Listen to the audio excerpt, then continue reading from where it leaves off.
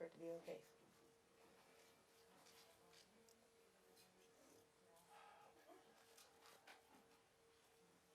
Oh, was the food crew coming to your place today? Yeah. That's good. Did you have to? People are still there. I hope to get back and see them. But I'll do my best.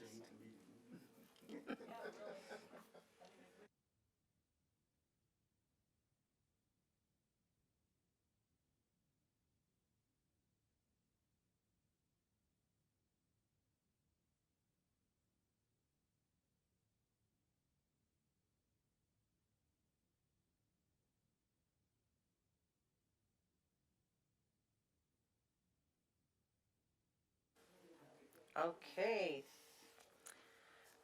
We shall call to order the Planning Commission meeting of October 14th.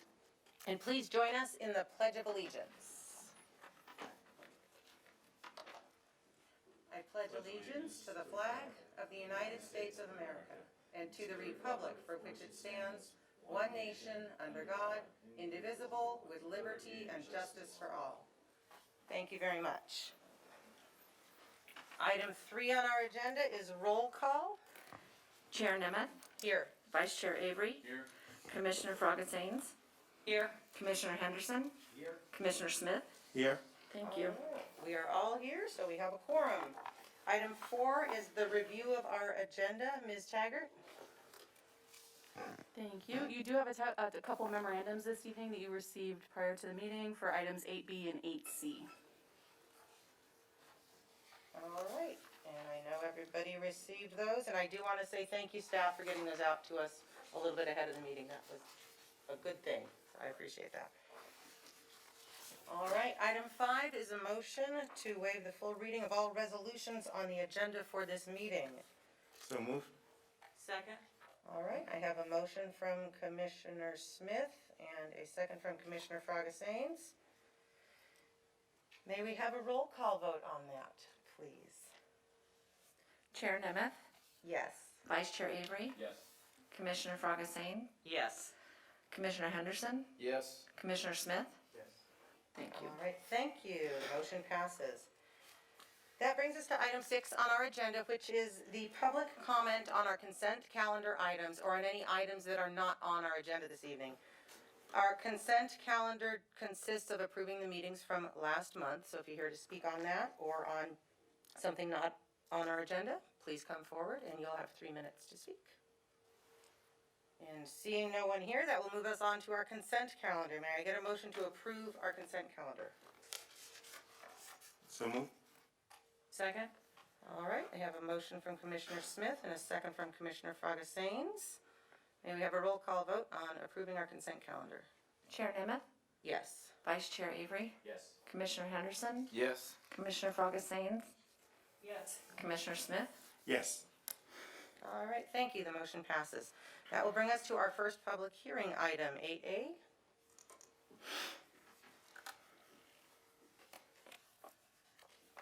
This item will be presented by Shot Tasakian.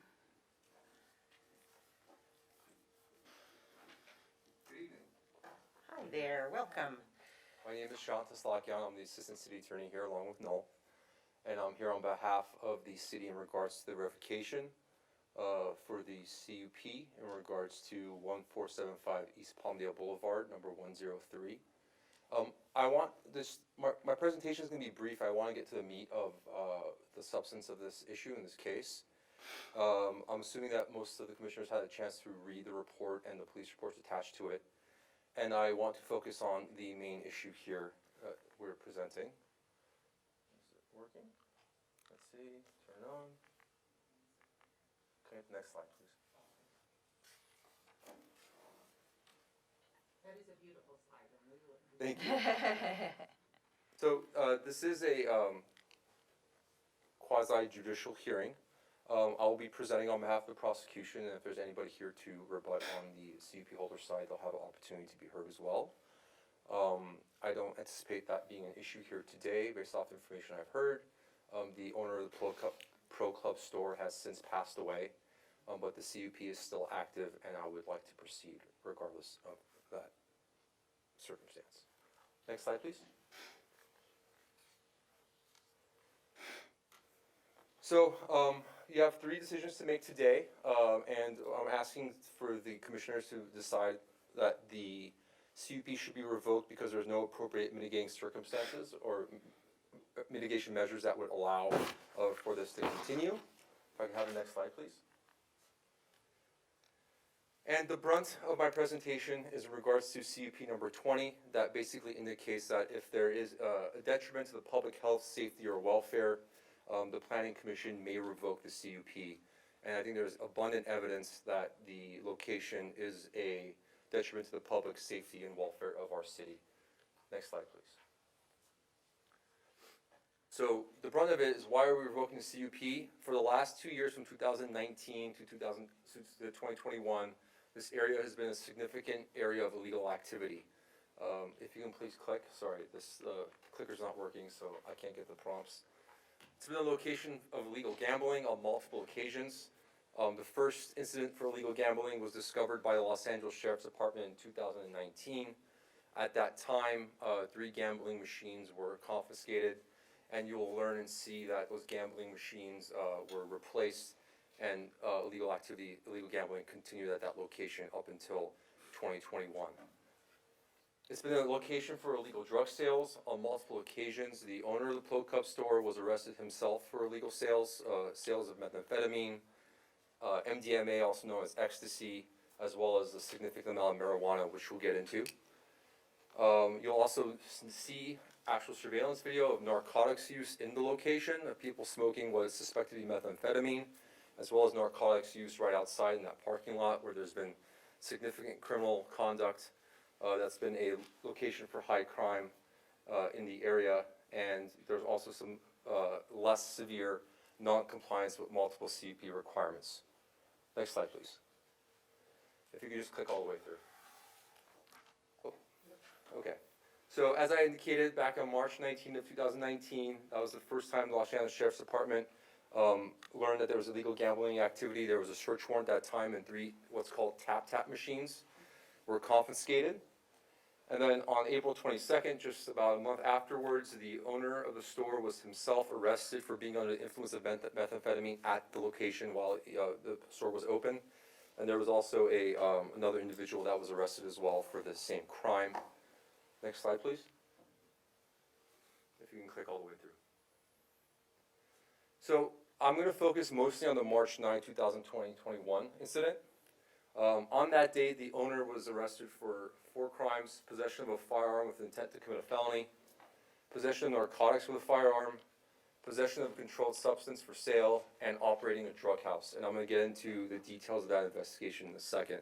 But what basically you're going to see and get an understanding of is that the location was open approximately 3 o'clock in the morning, way past its permitted operating time.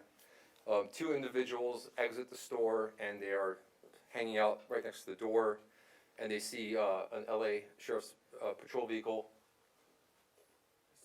Thank you. They see a patrol vehicle come, and they immediately run to the store.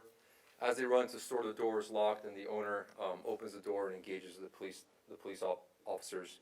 He brings them in because officers are wondering what was going on with suspicious activity. They believe the firearm might have been involved. The store owner indicates that he, in fact, has a firearm himself. It's behind the counter. And during that consensual search, they locate a firearm, a large baggie of methamphetamine. There we go. They locate the following items. They locate this firearm, that white baggie in the back, that's a large baggie of methamphetamine. The green substance on the right is all marijuana, as well as loose ammunition rounds, scales, and small baggies, which is underneath that white sheet of paper. Those baggies are used for sale, basically breaking up a large amount of the brick of marijuana into smaller amounts to sale, for sale purposes. So he was, and there was also 32 MDMA, also known ecstasy pills, in his possession as well. Oh, perfect, it's working. So here's, there was surveillance video that was gathered. I'm playing the surveillance video just kind of illustrate what has been taking place at this location for some time. I think it's very illustrative of what's happening here. As you can see, the surveillance video indicates that it's at 3:15 in the morning on March 9th of 2021, and you're going to see 2 gentlemen exiting. If Ms. Taggart, if you can please play the video.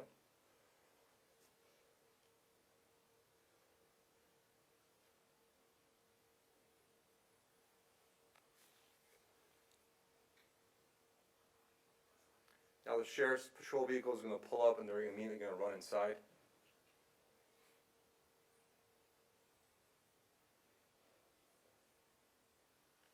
An officer going to approach.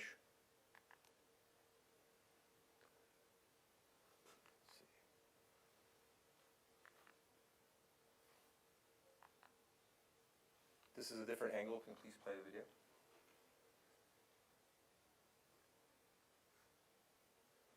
These are the two patrons exiting the store.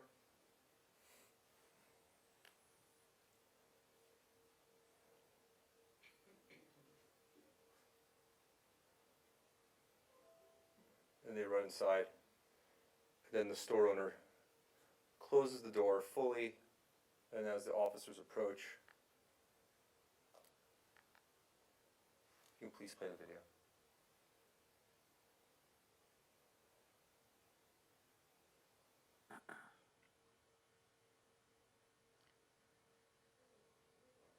Door is now locked, and the store owner ultimately opens the door and makes contact with the officers. I'm just going to continue in the interest of time here and move forward.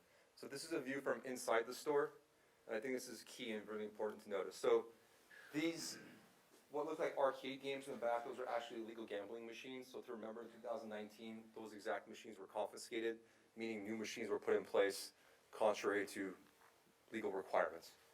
And you're going to notice that the two gentlemen that exited the store are going to run inside. One of them is going to insert an item in his anus area, and the store owner is then going to come and appears to be trying to hide an object and an item, and then makes contact with the police officers. Can you please play the video?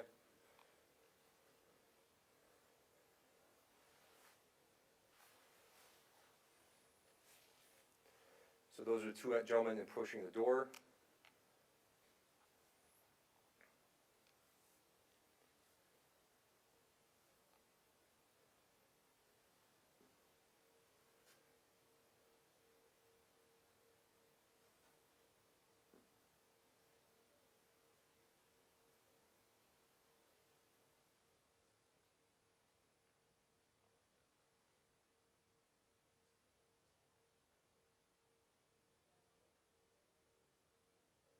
There he is trying to hide the item.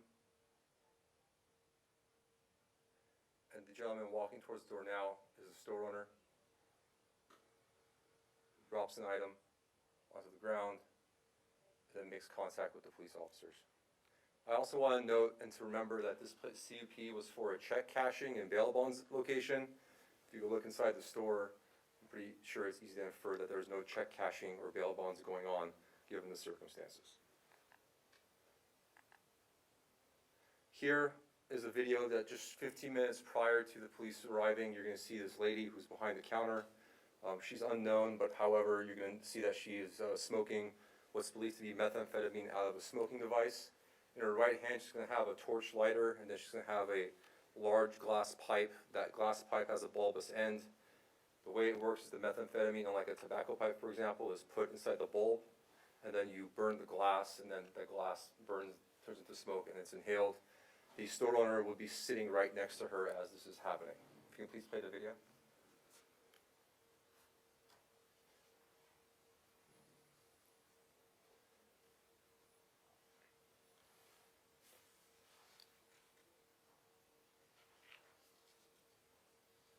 That's the store owner to the right, and there you see the torch in her right hand, the smoking device in her left.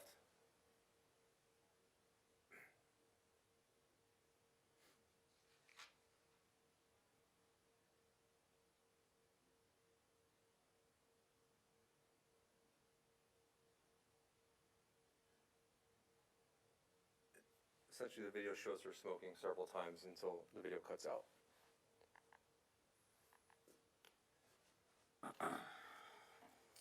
Let's go to the second investigation. So 2 months later, the officers executed a search warrant on the location, and during the search warrant, they observed the following. They again saw a bag of methamphetamine in the counter. They saw 100 of small plastic baggies similar to what we saw in the photograph from the March incident. They saw 3 glass pipes, smoking devices, pay-o sheets. Pay-o sheets are basically what people who are essentially drug dealers use to keep track of essentially giving drugs out for credit to make sure that they get paid back eventually. They found a bag of Xanax pills, presumably for sale, and they also again located those same 3 tap gambling machines at the location that they had seen 2 months earlier. Again, the owner of the store was arrested for possession of methamphetamine for sale, possession of methamphetamine, and operating an illegal casino. In summary, I think this case is very simple. It's clear. I mean, this is clearly a detriment to the public safety, health, and welfare of our city.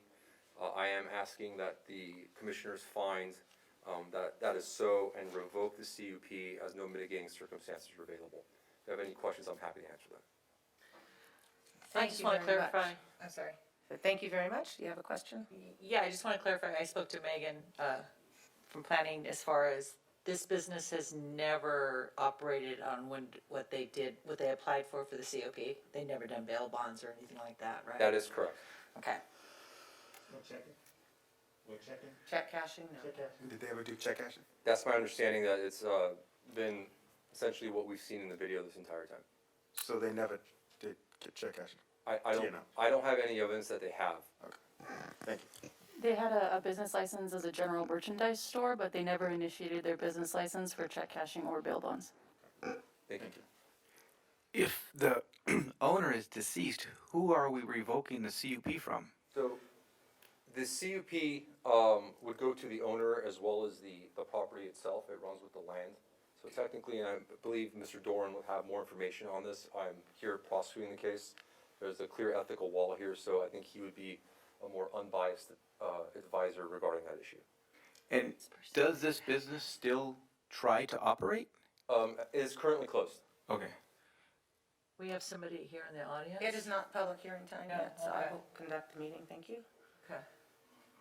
And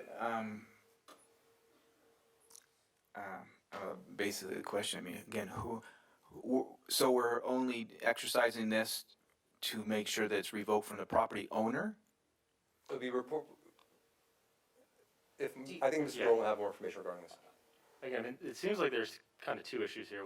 One is whether or not they even inaugurated their conditional use permit, right? But let's assume that they did. I think what Mr. Shazlockian is asking for is to create a clear record that the conditional use permit is no longer effective.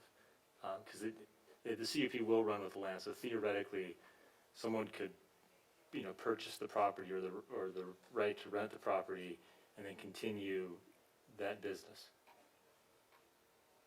But has anybody come up and tried to run that business, or is it vacated? I have personally driven by the property, and I've asked the sheriff's department in the last 4 or 5 weeks to give us an update. And based off the information that they have from patrol and just driving by the property, it does appear to be vacant at this time. Because it would seem to me it would be abandoned, the CUP. I mean, can CUPs be abandoned? Yeah, if you're actually operating under a conditional use permit and you stop that use for a period of, I think it's 180 days, then the conditional use permit will cease also. Okay, thank you. That time has not expired at this point. It is not expired? Correct. Okay. Any other questions for staff at this time? All right. Thank you very much for your presentation. Thank you. Then I would like to open the public hearing on this item, and I want to start with Miguel. Do we have any Zoom callers? Okay. Thank you very much. All right. Sure. There is a representative here from the family and attorney that'd like to speak. So I think they would be entitled to speak at this point.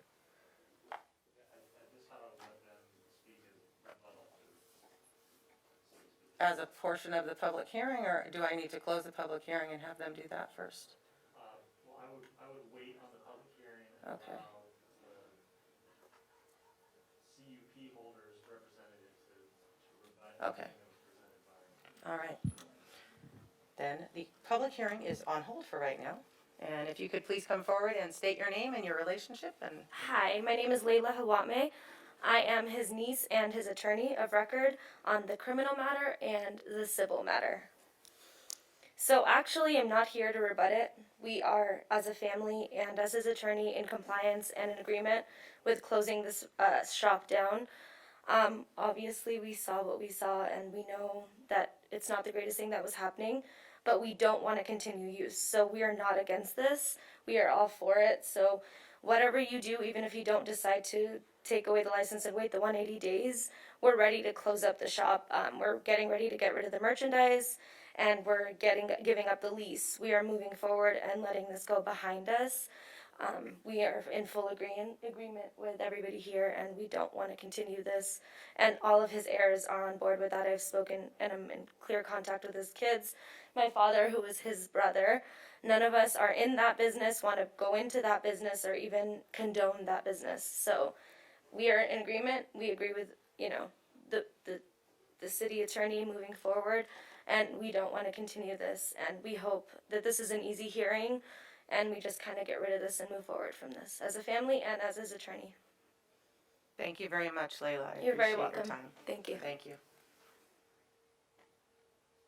Okay, then at this time, I would like to reopen the public hearing on this item, and if anybody is here to speak on the item, please come forward and state your name, and you will have 3 minutes to speak. All right, seeing no one, if there is no objection, I will close the public hearing on this item and open it up for commissioner discussion and or a motion.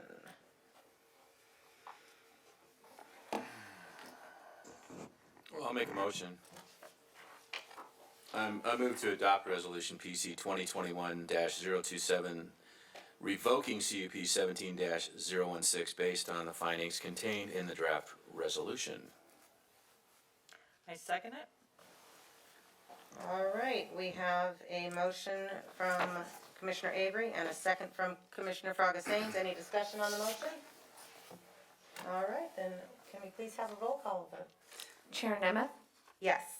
Vice Chair Avery, Yes.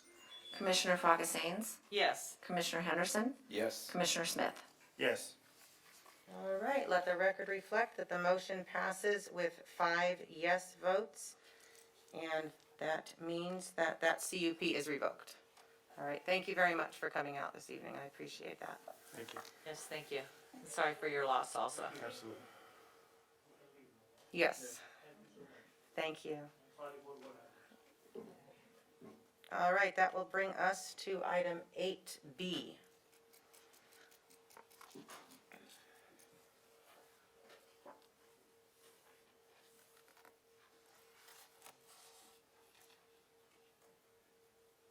Sorry, just give me just a moment here.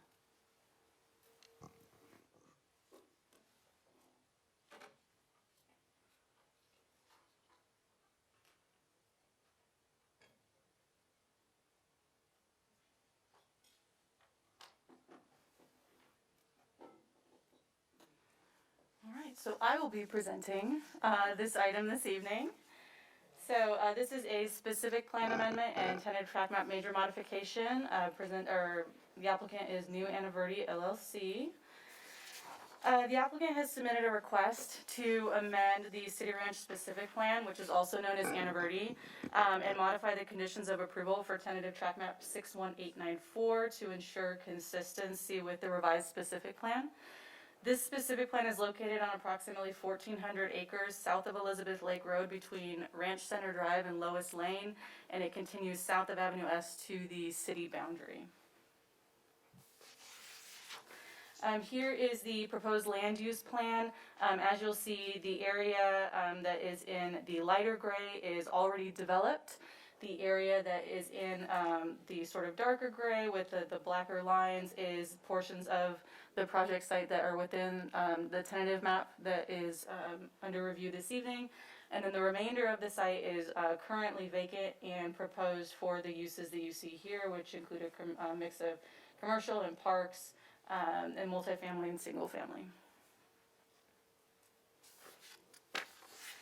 So the specific plan amendment is intended to plan for the continued development of the central portion of the site while still preserving significant landforms and ridgelines and taking seismic hazards into consideration and other environmentally sensitive areas which are going to be incorporated into open space.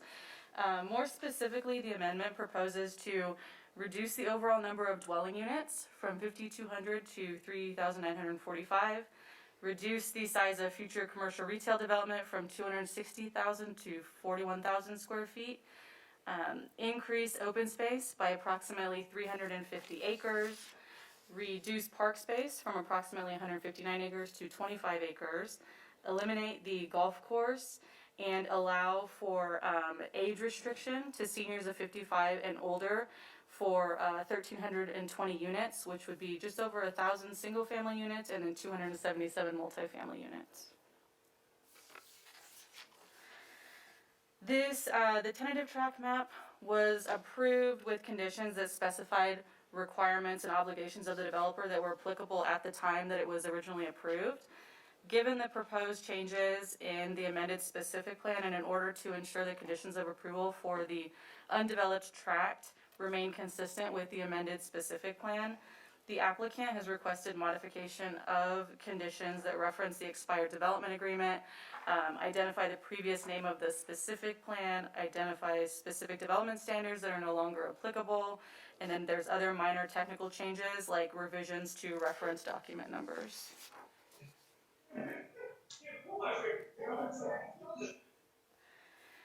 An initial study was prepared for the project in conjunction with the original approval, and the City Council subsequently adopted an EIR.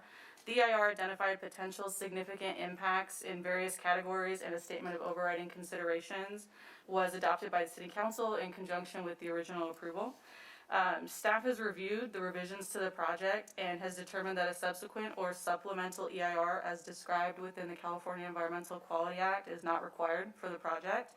Therefore, an addendum to the EIR was prepared in accordance with the California Environmental Quality Act guidelines, and the addendum has identified that there's no new or additional significant impacts that were not already addressed by the EIR. So, prior to the meeting, you did receive a memorandum, and the memorandum did outline some conditions of approval that were erroneously omitted from the first draft of the conditions of approval. Those will be outlined in the first section of the memo, and then some changes to the language in the draft conditions of approval were proposed as well.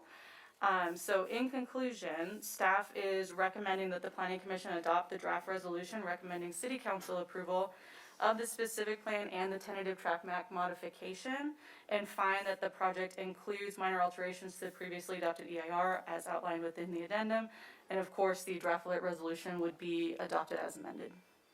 And that concludes my presentation. I'm happy to answer any questions. Thank you very much, Ms. Taggart. Do planning commissioners have technical questions for staff at this time? Okay, if there are none, then I did have one question on, are the open spaces that are reflected in this, I know it's an increase in open space land, is that open to everybody? Are these gonna be gated off and you can't get into them if you're a resident outside of that area? Sure, the representative from the applicant's team is here, and he can probably better answer that question. Okay, thank you. All right, then I would like to open the public hearing on this item, and Miguel, do we have someone with their hand raised who wants to speak? There is currently no one that wishes to speak. All right, thank you very much. Then anybody who is in the room, if you are here to speak on this item, please come forward and state your name. You will have 3 minutes. And if you do ask a question, we're not going to answer it at this very second. You get your full 3 minutes, and then we'll try and get your question answered during the discussion point. So. I'm the applicant. Should I come up now? Is there anybody else? I want to kind of save you towards the end so that you could answer a few questions. Is there anybody here to speak on this item? All right, then applicant, please come forward, and you will have 3 minutes. Thank you, Madam Chair, members of the Planning Commission. Madam Chair, I am fully vaccinated.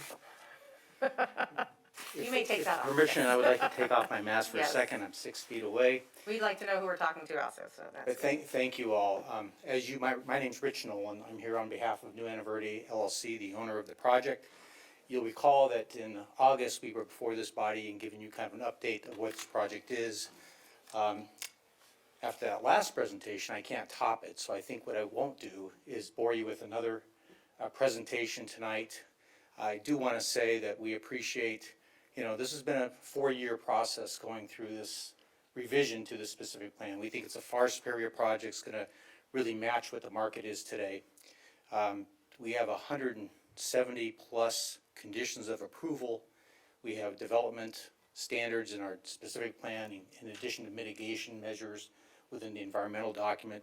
This is a highly regulated, controlled project. And that's been a very complicated project. I want to really thank staff for working through this. It's been some late nights, especially lately, to get us where we are tonight, but we concur with staff's recommendations tonight. We have some more work to do. We're still working out some nits and gnats here and there, but we think we're ready for city council and to really bring new life back to Anaverde. It's a 30-year project. If I showed you side by side of me 30 years ago, you wouldn't believe it. It's a different person, and I think the project is a different project today, and I think it's ready to go to the next step. I believe it's really a win thing for not just the landowners of this project, but I think for the city of Palmdale, as well as the residents in Anaverde that have wanted to see this project find a completion to the overall vision of what it could be. So with that, I'm going to turn it over to any other questions you might have. Do any commissioners have questions for the applicant? With this new project, is the vision going to be something like maybe the Villages or something like that? Or are you just building a bunch of houses for over 55-year-olds and that's it? No, I think the overall vision is to create a really kind of unified master plan community that's really integrated with recreation and parks. So even though there is a 55 and older, component to it, where the family residential will be, there's going to be interaction. We're not trying to isolate it. There won't be any gates, for example, in this things. The trails will be open to the public. There might be some private amenities that would be, specifically applicable to the age-qualified folks. But overall, we see this as a very integrated community. The what we call the little village center, which is a commercial center, is something that's going to be that kind of nexus to all the neighborhoods. It's where people come, maybe pick up their mail, pick up convenience, commercial things, a place where maybe they can meet and, it's really what we see is the future heart of the Anaverde community. So I know I'm very familiar with the Villages. This is a much smaller. It doesn't have the same kind of amenities. Obviously, we don't have golf here, but we have some beautiful natural open space. And if you go out there, there's lots of Joshua trees, lots of really cool pinyon pines that are out there, and we see this as really kind of a health and wellness area, not so much golf recreation, although there more than likely is going to be some type of clubhouse that will be part of the active adult community. So it looks like the amenities that used to be there have all been stripped down to just kind of like the bare bones. When you say open spaces, are those open spaces just going to be basically you left it all alone, or are you going to put maybe some walkways and trailways and things where the residents can enjoy them, but they've been improved in some way? Yes, and let me address this because this goes to the chair's question as well. Number one is even when you look at this reduction in park space, the original specific plans parks, these 159 acres, were mostly natural open space, but they were called parks. We haven't really changed that very much. We have some very active parks that are going to be really suited to youth sports, organized sports, softball, baseball, soccer, things like that. There's going to be a lot of natural open space that will have trails, interpretive areas, shade structures. I mean, we've been working and talking with the San Fernando Band of Tribes. Some of this open space can and hopefully will be dedicated to them, where we can see some additional interpretive things that we would encourage and support that in total. I don't see gates locking this down. except for those areas where people drop off their couches and refrigerators. Thank you. We need more gates for that. Can't have enough thank you, gates for thank you. that. But except for that, where it's natural and things like that, where pedestrians and bicycles can access, we'd like to see that open to the overall area. Now, in the areas that were previously designated as commercial development, did you take that same footprint and make it houses, or is it just left empty? What was done with that area? So obviously, we weren't part of that first phase.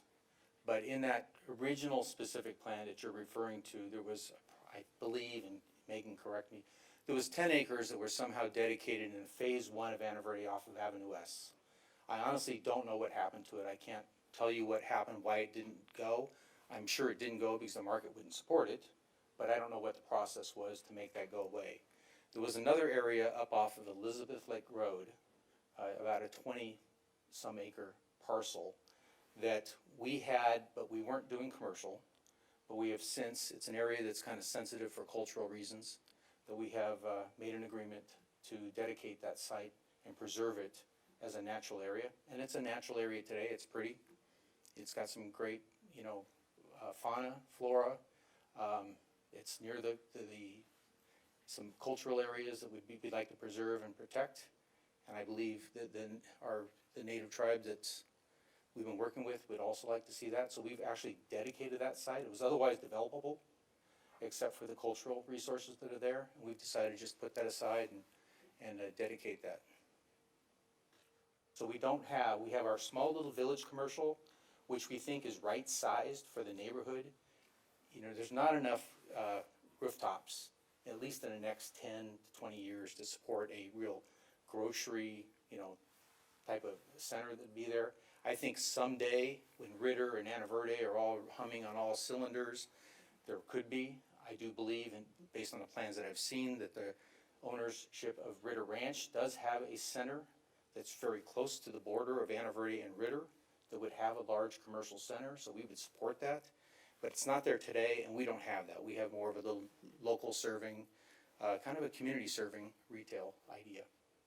So is there a different way of developing these homes that's going to be catering to the 55-year-old plus that would be different than if it was not 55? I mean, are the lots going to be different? Are the houses going to be built differently? I mean, how does it cater to 55 plus? Well, for the most part, they're not built differently, but for the most part, obviously, they're all master downs. I qualify for this now. I can't believe it, but I do. They're all master downs, and most of them, if not all of them, would be single-story homes. They're smaller yards. They're more lock and leave kind of living, where you don't have a large landscape area, you don't have to do a lot of maintenance to them. You have a cool patio, and you have areas for entertaining outdoors, but you're not out there watering the lawn, mowing the lawn, and doing a lot of maintenance that's out there. The interior of the homes are going to be very much focused to entertainment, and as I said, lock and leave is something, and health and wellness. People, that are going to go into this community want to kind of, hopefully, not all of them will be retired. Many of them will work. Most of the homes will have a home office or have an ability to, create a home office. People don't retire as much as they used to anymore.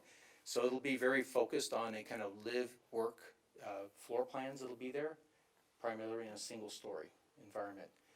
The traditional family homes, which are, at least as they're showing today in our plan, are south of Avenue S, and would be, frankly, bookended with the existing Anna Verde Hills Elementary School that's out there today. And on the opposite side of the community would be another elementary school, and with parks in between. And that's all on the south side of Avenue S, so it's really a continuation of the existing Anna Verde community with primarily two-story homes, or more suited for families with children. And is this development going to have the same Melrose and HOA dues like the rest of the Anna Verde? Yes, we have, in earlier meetings with the city council, we've committed to making sure that the, tax rate is approximately equal to the existing community, so there's not really a differentiation in terms of tax rates between the existing Anaverdi community and the new Anaverdi community. It wouldn't hurt to make it lower. 'Cause, No, and there's a I whole mean, lot of people who Annaverdy's tell got me the the same highest way. taxes in the Antelope Valley. It's Yes. crazy over there. Yeah, it is. I don't disagree with you. The good news today is, you know, the Anaverdi community today, they're probably coming up to 20 years doing this. Their tax is gonna expire in the next 10 years or so. Oh, okay. Yeah, So it has a sunset on it. there is a 30-year sunset, Oh, that's nice. so there'll be a time here. But in the meantime, I know some of you, all of you probably been out there, it's a beautiful community. I sit on the board of the HOA. It's a really well-maintained, a lot of pride of ownership out there, a lot of very active people. You know, the homeowners association meetings have a lot of people that are very engaged in what's going on out there and care about what's going on. Do And any I don't other want s- commissioners have questions for the applicant at this time? I'm good. Thank you, Chair. Thank you. Thank you. I had a couple of concerns. One being, I know there was a great traffic study done, and I think maybe with this influx of housing, what I liked was it was adaptive, and you will have more studies done as more traffic comes, because that is a concern to me. You know, mainly Avenue S going into that. I haven't spoken to anybody who has to drive that every night, but I can imagine the more housing we put in there. Hopefully, they'll all be working out of their home office, and it won't really matter, maybe. But, and the other one, my other concern was the reduction in the commercial area. But you explained that pretty well. I understand that if the number of rooftops isn't going to accommodate a larger commercial section, I do get that. But I think if those people are having to travel, once again, out Avenue S or Elizabeth Lake to get to their grocery shopping on a weekly basis, more traffic and more congestion. So those are my concerns. But I think the design I saw was quite impressive. And thank you for being here this evening, and thank you for your previous presentation to us. Thank you. All right. And is there anybody else here to speak on this item? All right. If there is no objection, I shall close the public hearing on this item and open it up to discussion or a motion. I'll make a motion. I move to adopt resolution PC 2021-017, recommending city council approval of specific plan amendment 18-003, TTM 618894 major modification number 1, and find that the project includes minor alterations to the previously adopted EIR for the previously approved project as outlined within the addendum as amended. Good job. We're always proud when we get those right. Back in the motion. All right, I have a motion from Commissioner Avery and a second from Commissioner Smith. Any discussion on the motion? All right, then may we please have a roll call vote? Chair Nemeth, Yes. Vice Chair Avery. Yes. Commissioner Frogasains, Yes. Commissioner Henderson, Yes. Commissioner Smith. Yes. All right, thank you very much. Let the record reflect that the motion passes with 5 yes votes. And then this will be in front of the city council at some point in the near future, I imagine. So, thank you very much, and thank you all for attending on that item. And that will bring us to item 8C.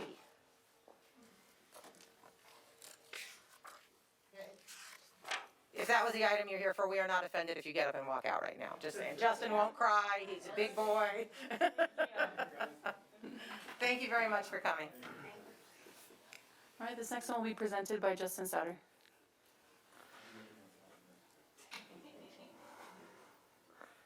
Good evening, Planning Commission. Tonight we have zoning ordinance amendment 21-003. The proposed zoning ordinance amendment is to Palmdale Municipal Code chapters 17.16, 17.88, and 17.92 regarding signs to ensure compliance with applicable laws and add clarifying language and modify standards to enhance flexibility for sign programs, sign types, and monument signs. The PMC is out of compliance with existing laws regarding signage and has some internal consistencies that we are looking to work out. The amendment will create a more user-friendly document that is internally consistent and consistent with the applicable laws and regulations.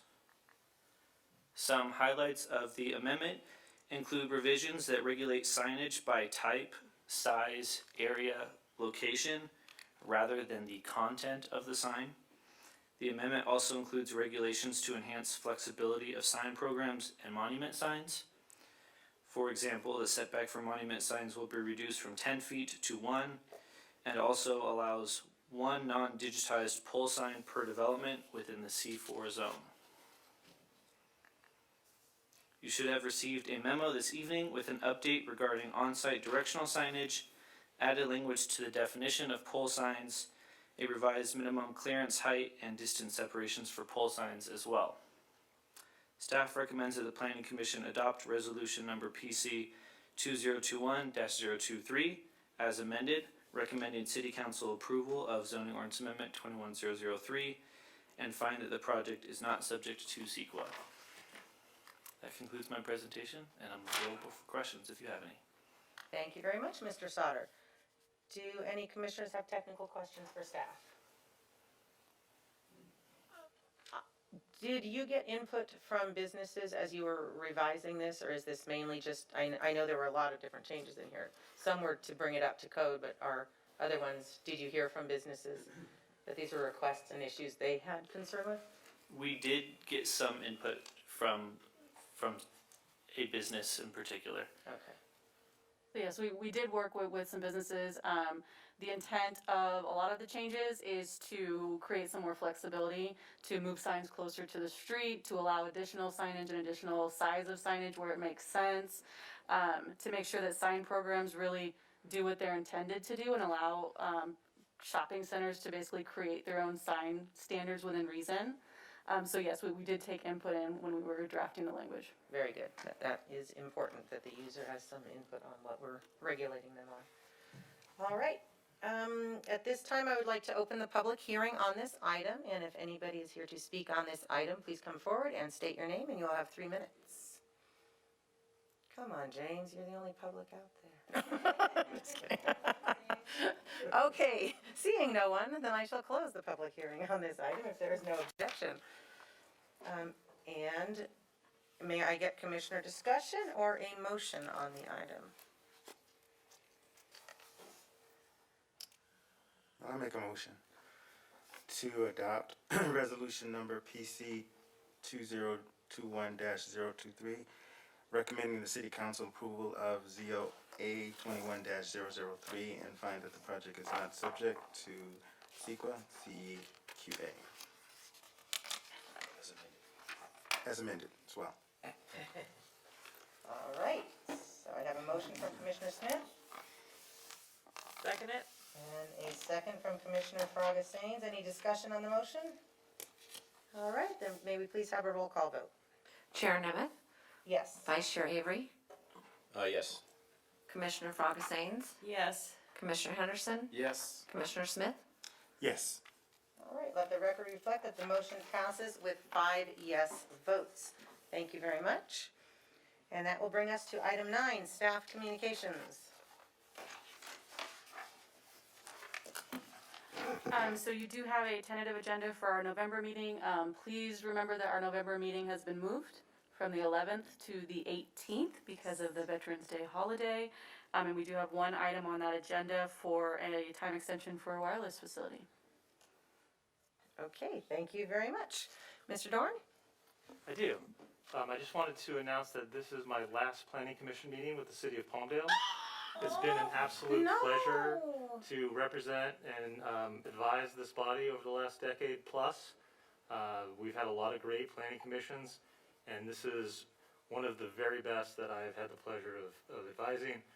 So I want to thank you for being a great planning commission, and I will miss everyone. Are you leaving the city completely? Yes. Where are you going? I think we have to vote on that. Yeah. It's not on my agenda, and we don't have time to add it to an agenda. Yeah, that item is not on the agenda this evening. Yeah. It's a non-agendized item, and we Thank cannot you. discuss it. Thank you for all your work. Oh, dude, Oh, you that ruined my sucks. night, no? Let me just say we're gonna miss you. I mean, Yeah, you have can you been tell? so helpful in your trainings and just your personality and quite engaging, and I really enjoy talking to you, so I'm gonna miss you, Yes. wow. Yeah, thank But you. please keep in Appreciate contact that. with us, love to know I will. Where are you what off you're to? doing, we can support you. I'm at 1,000 Oaks is where I'm going. That's why- Best of luck. Thank you. Well, they're getting a good one. Yes, they are. Appreciate that. I am not often speechless, sir, but darn I'm you. not happy. Okay. Moving on, item 10 Okay. on our agenda, Planning Commission Communications. If you all are not gonna be at this meeting on the 11th, because it's not on the 11th, it's on the 18th, the city is having a Veterans Day ceremony at Ponset Lawn Square, at 11 a.m., 11 at 11. So hopefully you can attend that, and thank you, Mr. Dorn, for all of your service to us and for making all of our proceedings legal, and nobody's come after us since we've done them, so I appreciate that, and I will miss you very much. But with that being said, I shall adjourn our meeting to our regular Planning Commission meeting of Thursday, November 18th at 7 p.m. Who's gonna fill your seat? Do they know yet? I don't know, probably